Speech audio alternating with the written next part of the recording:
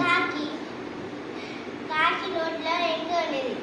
అప్పుడు కాకి ఒక చెట్టు తిండి దోస్తుంది.